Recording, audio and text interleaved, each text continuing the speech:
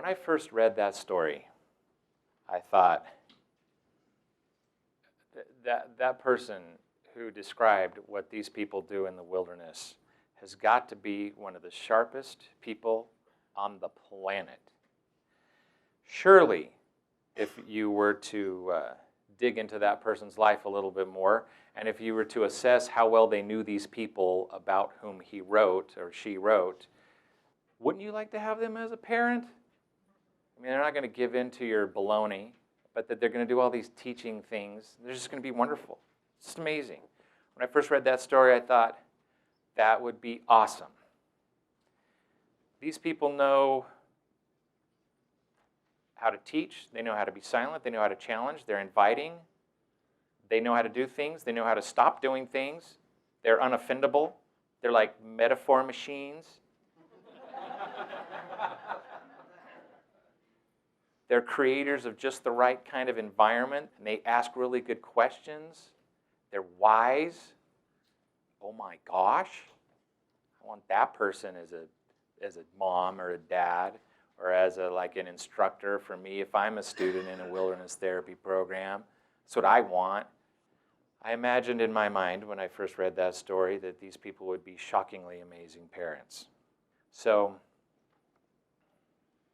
let us digress, like almost literally here. So here's the opposite. So here's a wilderness instructor who, a student has been secretly sharpening a screwdriver on a rock that he found. Just this screwdriver, a real rusty screwdriver he found in the middle of nowhere. He's sharpening it on a rock. Then he announces, "I'm leaving, and if you try to stop me, I will shank you." So one of the field staff was like, "Well, I don't want to be shanked, so okay." So he starts following this boy, and they, of course, call on the radio. They call the backup people. They get everything arranged. They've got to hike down a creek bed, cross a river, go up another creek bed, hit a dirt road, and hike on this dirt road for about 12 miles. That's what the day is going to become. So this particular staff is hiking with this kiddo, and every now and then he would spin like a little rattlesnake, "Get close to me, I'll shank you." So this field staff decided that the best thing he could come up with was to just almost make the day less boring and entertain himself for this experience. So he's walking along going, "Well, now wait a minute, if we're walking at the same pace and you somehow stop and I keep walking because I'm looking at a bird or something and I get into too close to you, are you going to shank me because it's an accident that I made? What's the shanking? Give me your shanking radius." This particular staff thought that was pretty funny. But this kid is like, you're just making fun of me. And the staff's like, no, I'm just looking out for my own welfare. And so, just give it to me in yards or feet, whatever. What's the shanking radius? And there was this little, playing around, being silly with this kid in a sarcastic way. And then the backup guy, an older gentleman, cowboy type dude, his job is to deliver food and water, He pulls up and this kid's walking along, he gets out, just talks this boy down. And the sarcastic staff is over there going, "I'm the one that hiked a really long time with this kid." So this cowboy guy goes, "Get in the truck." And so the staff and the kid get in the back of the truck, and we drive back to the creek bed. And then this staff walks down the creek bed, crosses the river, and walks back over the creek to go back to the group. All the while going, "Well, I guess I didn't do that very well. I hiked a lot today, but I didn't do that very well." The cowboy backup guy that hasn't even been a field staff figured that out. Duh. That's one. So there was a senior field staff, male senior field staff, 2 female field staff in a girls group. And this is another digression story, by the way. There's 4 total, 4 digressions. Anyway, so male staff, And they're around the fire, and these girls are talking about difficulties or whatever while you're cooking. You know, a lot of things are said. And then you can have like formal times where we're going to literally talk about stuff. Well, there was one particular girl that would just completely just annihilate the other girls. They're talking about very serious things in their life, and she's like, well, that's just stupid. Did you ever think maybe it's just because you were stupid? And so the senior male staff and the other two staff, and plus she did weird things like she'd grab dirt and throw it in people's food. And then people would be like, what? And then she would, this is how it is. You know, if she got a cut, she would just like lick it in front of you. And then everybody was like, ugh, and the senior staff was like, ugh. The word gross was said a couple times. Or actually more than once. So the three of them, they go over to the side to do a staff up. And they're like, this girl is destroying the treatment of all the other girls. They can't have a good experience as long as this girl is here. When the therapist comes, let's let him know. We got to just cut this thing off. So the therapist got there. These three walked up to him, and they gave him this report. He looked down on him. He was 6'4". He couldn't help himself. Anyway, so he was just looking at him, and he goes, do any of you know what her history is? And these three staff were like, I'm not sure, does that matter? She's being mean at the other girls and destroying their treatment experience.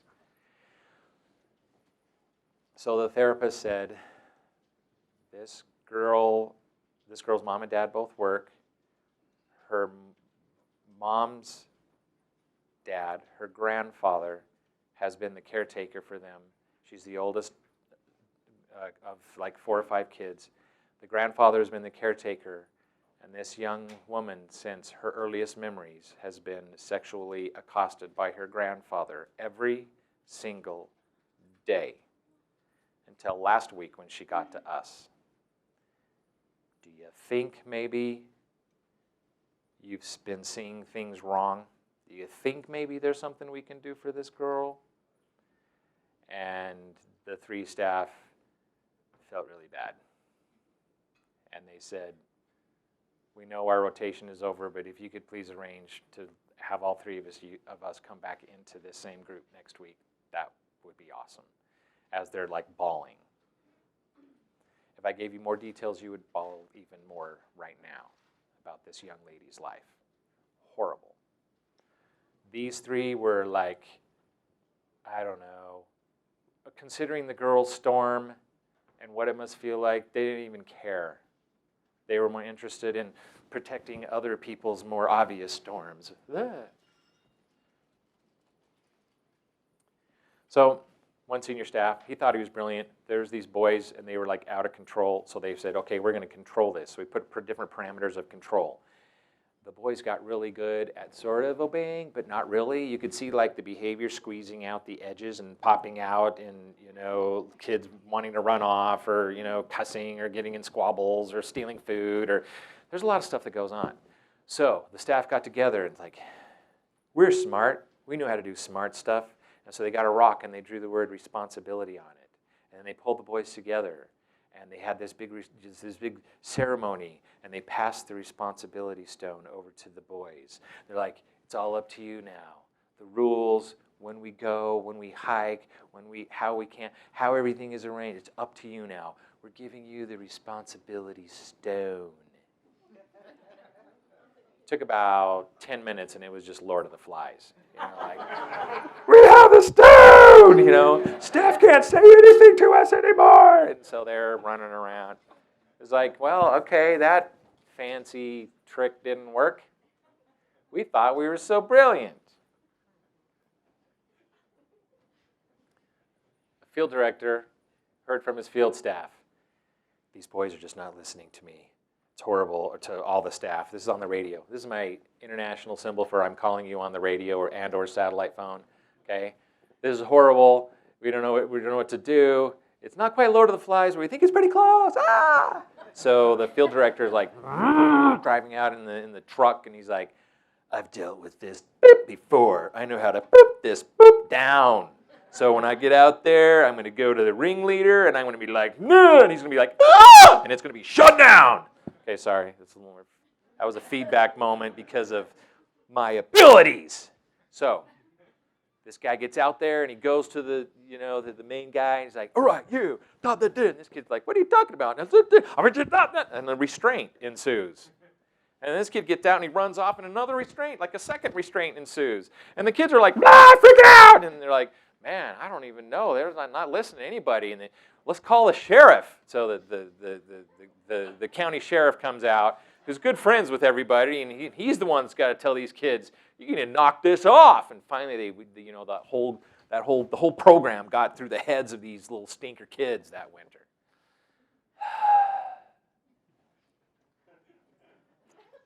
Okay, so the first time I read the story that we went through was right after I wrote it. So you'd think one of the most brilliant humans on the face of this planet. All 4 of those stories I just told you were me. Dang it. The last one was from not very long ago.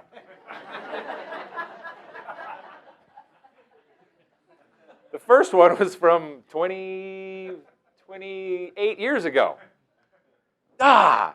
So you might as well just leave the room. Got nothing for you. That's it. That's a good picture right there. So okay. One could assume by implication that I probably suck as a parent and that I'm just probably a sucky person.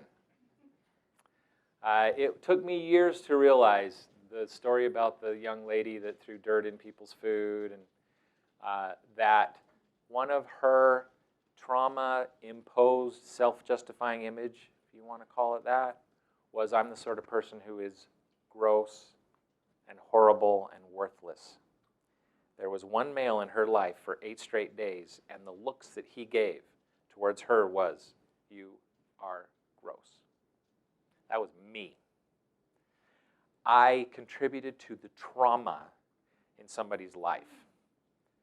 How horrible is that? Now, what if we flip a switch? Boom! I've spent 400 some odd field days. So 3.5 straight years, if you were to just stack it all up, days and nights in the wilderness with teenagers and young people who've experienced horror and who have addiction difficulties and all sorts of difficulties. And I could spend the next 10 hours telling you stories where I've sucked and stories where I've actually done some pretty cool things. Now, I don't interpret a field staff or a good parent or someone who's an uncle who's just trying to help a kid being the one that does the cool things to help that other person change. I interpret it as more of being a witness between change that happens between both people. I grew up in a home that was very abusive. My mother was addicted to a lot of things for a long time. My father actually was a pedophile. We didn't know this until years later because a lot of what went on was drug-induced. So it was purposely such that we didn't have memory of it. Life kind of, I needed help. And I'm working in the wilderness with kids who need help. What we find is people who are sometimes driven or they have this feeling that they want to help people. It's because they have a sense of what it means to either have received help or they would like more even still. When I go to the wilderness, even now, the last time was, like 3 days ago. You go to the wilderness and you help a little girl make a flute, and she doesn't quite have it right, and so you play it and show her that it really does work, and then hand it back, And she keeps working on it. Like, just keep practicing this particular way of playing. You give it back. And she's like, well, at least I know it works. I know it works. Now all I have to do is keep practicing, and I'll be able to get it to work too. And we all think we're just talking about a flute. She knows what's going on. As a practitioner, as a parent, as a sagacious leader of youth, we're going there to heal, actually. So when I get in the box, I tend to mess up. My box is made up of a combination of self-justifying images unique to me. These self-justifying images emerge through how I exercise my agency over time. We all know that. My culture that I grew up in, we've had an example of that this morning, and trauma I may have endured. I can overcome all of these by exercising my agency in new ways. Those in my life who are struggling and my desire to help them give me reason to look at myself. And as a person out of the box, I'm pretty unstoppable. As a person out of the box, we're pretty unstoppable. We get all the time from parents, well, tell me what to do. Tell me what to do. What's beautiful about the parents that come is that they are on a journey that they don't even really quite know is happening. And the human that has brought them to this journey is their child. How amazing is that? So, flip a switch. What can be done? So let's talk about people who flip the switch. So there's this young woman field staff named Megan. She stands literally about that tall, maybe a little bit shorter. She had a beautiful relationship with all the boys in her group. One of the boys got upset at another boy. Randomly, there was a piece of rebar out there in the wilderness, and he grabbed it, and he's running after this other kid. Megan, he goes, let's say his name is Johnny. He goes, Johnny, your shoes aren't tied. I've told you about that. He goes, tink, ties his shoes. So she walks up, picks up the rebar, like, sit down. Will you knock it off? Okay, Megan. And he goes and sits down by the fire. I mean, that could have been a DEFCON 1, all trucks called, we're going in. Joe. So I come to camp, I come visit the group, this particular camp, and Joe, he goes, Shayne, I got to tell you what happened.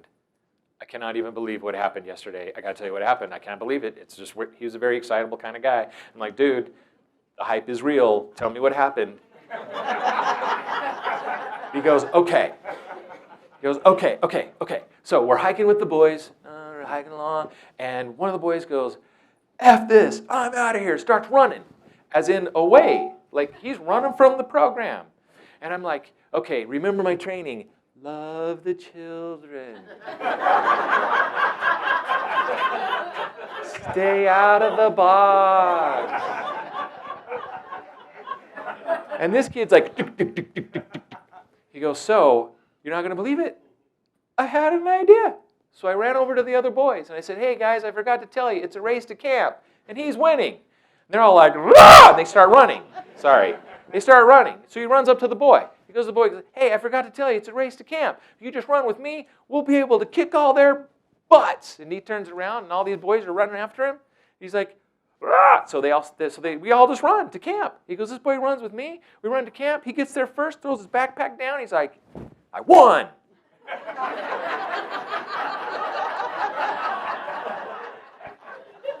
That was that. Never brought up again that he was running from the program. It just went away. Nobody mentioned it. It was literally the next day when this staff was telling me, he was like, even now, it's like 24 hours later. Nobody's brought it up. He goes, I'm not going to even bring it up. So on another occasion, we had two staff.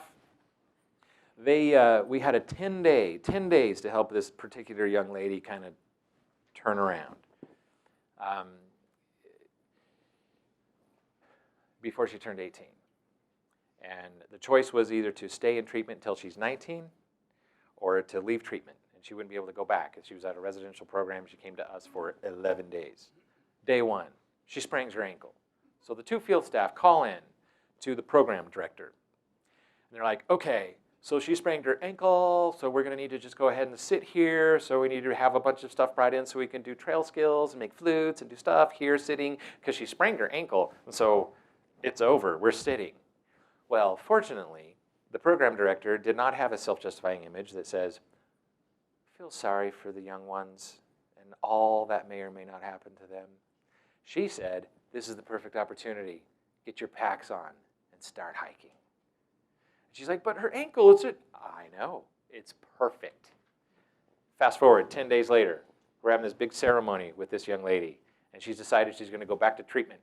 And if she got there before her actual 18th birthday, it was legal for her in that state to go ahead and remain in that program until she was 19. So we're literally, like, the clock was ticking. And we're having this ceremony. She's like, I'm going to go back. I'm going to finish my treatment. Everything is going to be so great. And I don't think I would have made this decision if I wouldn't have sprung my ankle. She goes, that was so hard. That sucked. That hurt. And here I am. I can do this. I'm not going to give up. So she went back and stayed in treatment until she was 19. Years later, she actually referred a student to the same program where she was. It doesn't always work in 10 days. So sometimes it's less. That's a very good point. Sometimes it's like 2 minutes. Boom! Okay. So here's the deal. When we're in the box, we make up stuff all the time. Somebody show me the science that relates dessert with vegetables. Eat your vegetables, then you can have dessert. Somebody show me the science that like makes sense. When we're in the box, we do that. I don't know, like 95.7% of all parents in this country freaking do that, right? And then kids, their message is dessert good, dessert used as like some kind of a tool to get me to eat my vegetables. Vegetables must be horrible.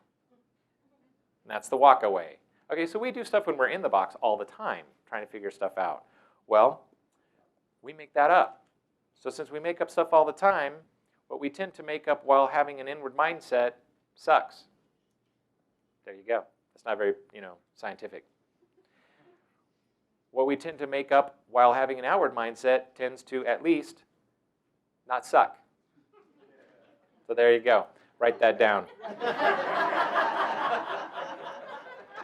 As parents, as practitioners, as, what I do, we're in the box, tends to suck. When we're out of the box, it's not necessarily glorious, but at least it doesn't tend to suck. We're probably going to come up with something pretty cool. Now, let's get a little bit more scientific about it. So, diagnoses. A long time ago, a therapist who specialized in autism spectrum disorder came to me. He goes, Shayne, you know what? It's really interesting. All the staff trained in this, like stay out of the box stuff, don't get mad at our little spectrum-y boys when they give instructions and they don't do it. A lot of Asperger-y kiddos when they're like, hey, pick up your food, clean that up, and then go put everything over by your pack, and then get your sleeping bags out, and then here in like 5 minutes, we'll all be ready to go to bed. So a little Asperger-y boy hears, hey, bed. He's lost it, and you're a complete idiot as a field staff. Now, a field staff, they're like, you not listening to me? What do I need to do? Eat your vegetables. And when we're in the box, we do stupid stuff. When we're out of the box, we at least might not. So he's not listening. He's not doing what he's supposed to be doing. He's not listening to my instructions as an authority figure. But you know what? I'm out of the box. What do I got to do? Maybe I'll repeat myself. Maybe I'll just say the first step of 5. And then by the way, if you only do one step with a medium to high functioning Asperger autism spectrum disorder kid, what do they hear? That one step. And they're actually pretty inclined to do it. And then, yay! I don't have to go get a master's degree in the treatment of autism spectrum disorder. I just have to have an outward mindset, and I probably won't do something that sucks. Trauma, the treatment of trauma. Worst thing you can do with somebody who has experienced trauma in their life is consequence them for not doing expected behavior. It's one of the worst things you can do. Now, when I'm in the box, I've had professionals, room full of therapists. When do you tend to consequence clients or children? When you're in the box or out of it? And everybody's like, I don't know, probably in it. And that tends to be what happens. When you're serene emotionally and you're feeling pretty good about all humans generally, and you could say you have a complete outward mindset, do you throw down 27 consequences on your children? No, never. Why would I do that? But when we're out of the box and something needs to happen in terms of discipline or boundaries or that kind of thing, we often do it, and it's pretty appropriate. You have kids make up their own consequences at that point. I should probably sit at the top of the stairs until I decide I'm not in a stream anymore, because it's a 4-year-old, right? And they just come up with that. All right, reactive attachment disorder. I had a daughter, I have a college roommate. She calls up, my college roommate is doing all this stuff. I suppose I probably should just, stay out of the box toward her, because our children sort of grew up on the language at least, And we're like, yeah, probably. Explain a little bit more. So she explains a little bit more. And we send her all this information of reactive attachment disorder. I said, by chance, is your college roommate adopted from a Russian bloc country? She's like, are you psychic? How would you know that? I said, because we work with Russian bloc country adoptees all the time. And it's reactive attachment disorder. Here's what you do. Well, Dad, that's just basically staying out of the box. Yup. Oppositional defiant disorder. I love this one. If you're a pillow wall, those little suckers will throw a ball at you all day long. If the ball goes punk, punk, they will literally run out of energy for that. They're expecting a reaction. Oppositional defiant disorder could be called reactionary habits I picked up being around reactionary people. Now I have a diagnosis. So what must the storm inside them feel like? Do we really have to know? I argue we don't have to know. We know what storms feel like in us. We don't have to know what the storm feels like in them. We wouldn't be able to, by the way. We wouldn't be able to know, even if we asked a lot of questions. We would never be able to fully know what that other person's storm feels like. What we can do is assume that it's pretty darn stormy. They're near us with their storm, and stuff might be hitting us as a result of our being near them, so it looks like they're storming at us. They're not. What we do need to do is face our own storms and be grateful for those in our lives who, through their own struggles, help us do it. So sometimes I tell parents that come to our program, we're not here to change your child's behavior. We're here to help your child be okay with you being around your grandchildren, their children. This is long-term stuff. So if we're interested in helping change the behavior of another human being, basically what that boils down to is, are we really interested in that? Are we really interested in that? Because what that entails is us starting a journey. I am going to change this about me, then this about me, then this about me, to do better at my job as a field staff, as a field director, as an executive director, as a parent, as a teacher in a high school, as a coach, as a mentor, as anybody who has authority over somebody else. What else do I need to learn for me? How else more do I need to heal as a person? And then, oddly, I'm going to be pretty prepared to work, to do this work. And then scientific, really technical stuff can come from like therapists and people that maybe it's a big deal and you're not equipped as a parent. You may need to send your child somewhere else because they have actual tools that are out of our scope. So a little bit about how this has worked for us in wilderness therapy. The irony of this is pretty amazing today. Parents send children to us. We see it as our job to help in any way we can, and one of the things we do is we present this material, Arbinger material. And very wonderful parents pick up on this, and it changes everything, and it goes way beyond that their child came to the program. our clinical director, Erin, came back down from having gone to a train-the-trainer training here at Arbinger a couple of years ago. She goes, hey, Shayne, this was great. We're going around the room. Hey, how did you hear about this? How did you hear about this? And the girl right in front of me stood up and she goes, well, I heard about this because my boss sent his daughter to a wilderness therapy program. And he came back and said, I'm sending you to go be trained at Arbinger to teach this across the whole business, because he owned a big business. She goes, so I'm here, I guess, because my boss's daughter went to wilderness therapy. And then Erin goes, well, which one? She goes, Wingate. And she goes, I went to Wingate! You know, this big like moment, you know, that of this healing coming together. My experience with the material that we experience here at Arbinger is this. To the degree you can just get it out there and people are ready for it, and people who are experiencing trouble, whether it be because of a child or whatever the case may be, are often really, really ready for it. I know myself, I thought I was ready for it back when I was sitting on a rock reading the manuscript Bonds of Anguish, Bonds of Love, and I thought I was ready for it 10 years after that, and I thought I was ready for it 10 years after that, and I think I'm ready for it at this point. I'm still not entirely sure. I would like to be ready for it, and every time we interact with our children, we're even more ready for it. So that particular dad probably was asking questions like, how do I get my daughter fixed? Or how do I help my daughter? Or my gosh, how do I help heal this situation?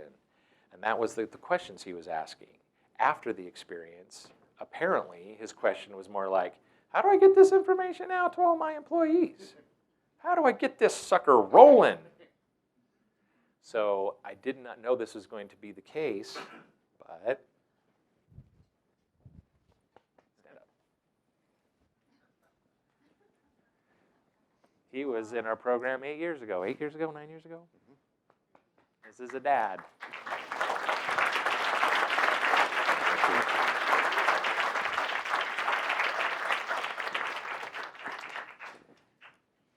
No, I really don't like it when people walk up to me and say we were in your program, because 2,300 and some odd people have gone through the program, so I don't always remember everybody. But this young man was a student in the program. He's here with his dad. Better questions are being asked, are they not? Yes, they are. Thank you.